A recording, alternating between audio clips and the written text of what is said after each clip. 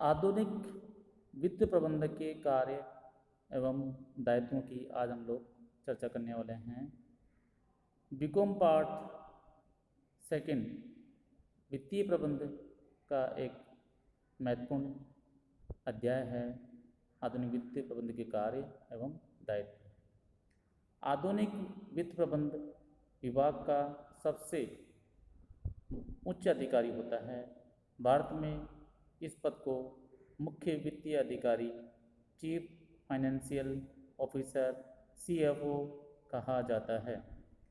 मुख्य वित्तीय प्रबंधक के उत्तरदायित्वों का संबंध व्यावसायिक उपक्रम की वित्तीय नीतियाँ की अनुपालना एवं संस्था के उद्देश्यों की प्राप्ति से होता है।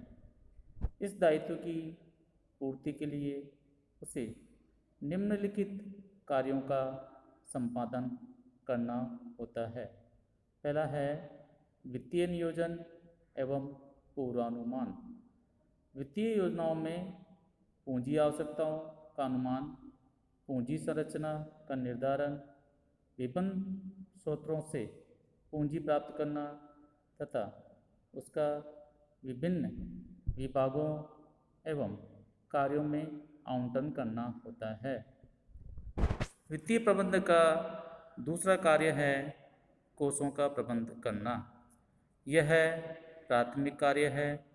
कोषों के प्रबंध से आशय कोषों की प्रभावी प्राप्ति जैसे विभिन्न वैकल्पिक स्रोतों को लागत लाभ विश्लेषण द्वारा। दूसरा है कोषों का आवंटन। कोषों का आवंटन प्राथमिकताओं के आधार पर पूंजी बजटन तकनीक के आधार पर किया जाता है। तीसरा है कोषों का उपयोग। वित्तीय प्रबंधक का तीसरा कार्य है लाभों का निपटारा। लाभों का लाभांश भुगतान अथवा व्यवसाय के विस्तार हेतु किया जा सकता है। एक वित्तीय प्रबंधक को इस दिशा में रूपरेखा का तैयार करना होता है। आधुनिक वित्तीय प्रबंध का चौथा कार्य है अंशधारियों की संपदा अधिकीकरण अर्थात वेल्थ मैक्सिमाइजेशन।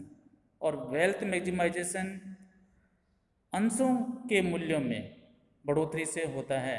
अतः एक वित्तीय प्रबंधक को ये देखना होता है कि उसकी कंपनी के अंशों के मूल्यों में लगातार वृद्धि होवे। आधुनिक वित्तीय प्रबंध का पांचवा कार्य है प्रतिवेदन एवं निर्वचन। निष्पादनों का परिचालन, योजनाओं एवं प्रमाणों से तुलना करके विचरणों का विश्लेषण करना तथा इनके वित्तीय प्रभावों के बारे में व्यवसाय स्वामियों तथा प्रबंध के सभी स्तरों पर सूचित करना भी वित्तीय प्रबंध का दायित्व है। वित्तीय प्रबंधक का छठा कार्य है पेशेवर सलाह देना। वित्तीय अवधारणा को समझने एवं लागू करने में विशेषज्ञता के कारण मुख्य वित्तीय प्रबंधक पेशेवर सलाह देने में सक्षम होता है। आधुनिक वित्त प्रबंधन का सातवां कार्य है वैधानिक दायित्व। किसी भी संस्था की नीतियाँ अनेक कानूनों, कर नियमों एवं अधिनियमों से प्रभावित होती है। कुशल वित्तीय प्रबंधक एक सुदृढ़ वैधानिक ढांचा विकसित करके इसमें सहायता प्रदान करता है। आधुनिक वित्तीय प्रबंध के आठवें कार्य हैं सभी विभागों में समन्वय करना, संपत्तियों को प्रबंध करना, कर प्रशासन को देखना, साख नीति का निर्धारण करना, समस्त अनुबंधों एवं पट्टों का रिकॉर्ड रखना। अब हम मुख्य वित्तीय अधिकारी अर्थात आधुनिक वित्तीय प्रबंधक के दायित्वों के बारे में चर्चा करेंगे। इसका प्रमुख दायित्व है पहला है निगमीय लक्ष्य कॉरपोरेट गोल्स।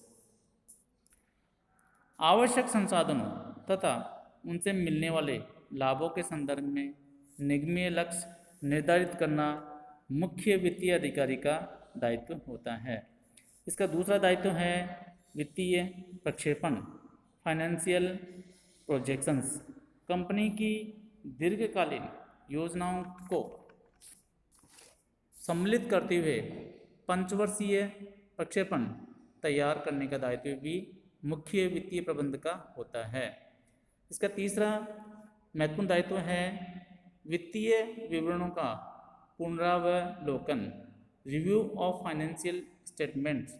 मुख्य वित्तीय अधिकारी का यह भी दायित्व होता है कि वह वित्तीय विवरणों की शुद्धता, समयपरता तथा उपयोगिता के बारे में आश्वस्त होवे। इनका चौथा दायित्व है संसाधन प्रबंध, रिसोर्सेज मैनेजमेंट।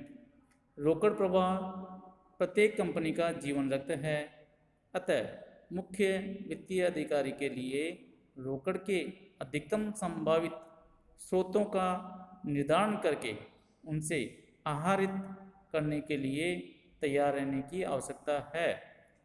इनका पांचवा दायित्व है निगमीय सुशासन, कॉरपोरेट गवर्नेंस। मुख्य वित्तीय अधिकारी को यह सुनिश्चित करना होता है कि कंपनी निगमीय सुशासन के उच्च मापदंडों का पालन करती है।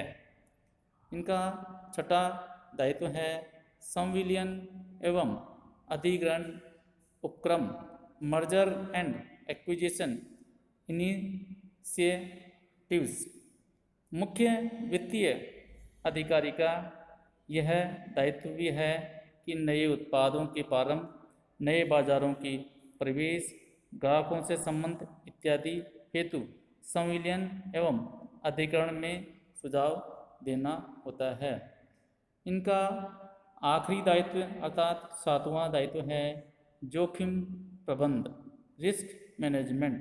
मुख्य वित्तीय अधिकारी को जोखिमों की जानकारी होनी चाहिए तथा जोखिमों को कम करने वाले उपकरणों का उपयोग करने का दायित्व भी उस पर होता है।